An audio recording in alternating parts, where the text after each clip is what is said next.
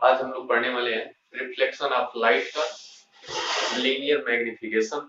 तो चलिए हम लोग जानते हैं कि लीनियर मैग्निफिकेशन क्या होता है। दोस्तों, लीनियर मैग्निफिकेशन एक रेशियो है जो यह रेशियो बताता है कि इमेज ऑब्जेक्ट से कितनी गुनी बड़ी है। ठीक है, यानी कितने टाइम्स जो इमेज है वह ग्रेटर है ऑब्जेक्ट से।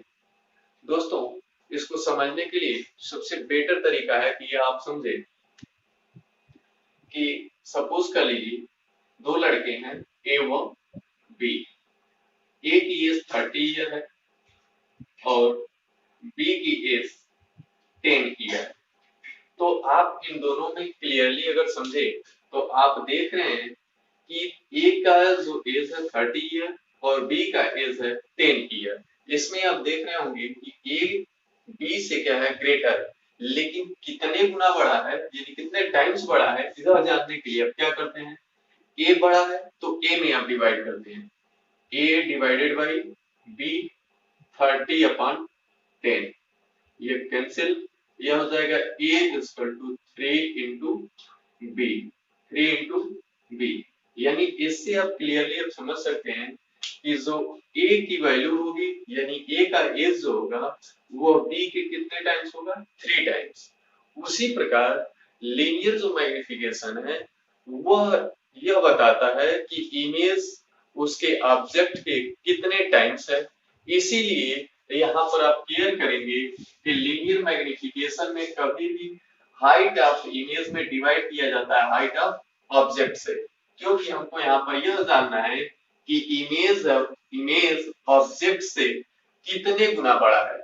अगर यह होता कि ऑब्जेक्ट इमेज से कितने गुना बड़ा है तो ऐसे कंडीशन में ऑब्जेक्ट में इमेज से डिवाइड किया जाता, लेकिन डेफिनेशन के अकॉर्डिंग हमको यहाँ पर जानना है कि इमेज जो बनता है वो ऑब्जेक्ट्स के कितने गुना बड़ा बनता है, इसलिए डिवाइड किया जाता है हाइट ऑफ इमेज में हाइट ऑफ ऑब्जेक्ट से। ठीक है, तो what is the linear magnification? The linear magnification is the height of image to the height of object.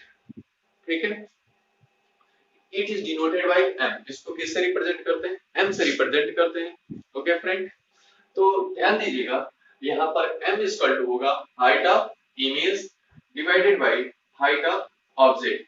Height of object को, हाइट ऑफ इमेज को i डैश से and height of object को o dash से represent करते हैं। ठीक है, यह ध्यान रखना होगा कि हाइट ऑफ जो इमेज है वो सिमिलर होता है किसके, डिस्टेंस ऑफ इमेज के। ठीक है, और हाइट ऑफ ऑब्जेक्ट सिमिलर होता है डिस्टेंस ऑफ ऑब्जेक्ट के। इसलिए इस फार्मूले को हम लोग दो रूपों में लिखते हैं, यानी m equal to height of object, height of sorry m equal to height of image and divided by height of object and m equal to distance of image divided by distance of object. इसमें अब एक clear करेंगे कि इसमें दिख रहा है sign minus sign, तो आपको यह ध्यान रखना होगा कि यह साइन के बारे में जानने के लिए आगे आपको नेक्स्ट क्लासेस में पढ़ाया जाएगा। जब वहां पर इसका डिराइव किया जाएगा तो आपको समझ में आ जाएगा कि यहाँ पर माइनस क्यों होता है। अगर इन दोनों फार्मूलों को कंबाइंड रूप में लिखा जाए तो m इक्वल टू हो जाएगा i dash upon o dash equal to minus v by u। एक और चीज क्लियर करना होगा आपको, न्यूमेरिकल के लिए इंपॉर्टेंट यह होता है वर्चुअल इमेज के लिए m पॉजिटिव होता है, जबकि रियल इमेज के लिए m का जो साइन होता है वो नेगेटिव होता है। यह न्यूमेरिकल के दृष्टि से बहुत ही इंपॉर्टेंट है। विदाउट इस सिंबल्स के आप न्यूमेरिकल लगाते हैं तो उसमें कुछ ना कुछ एरर मिल जाता है। ठीक है, इसलिए आपको न्यूमेरिकल के लिए आपको क्लियरली इसको जानना होगा। तो आपको समझ में आ गया होगा कि what is the linear magnification.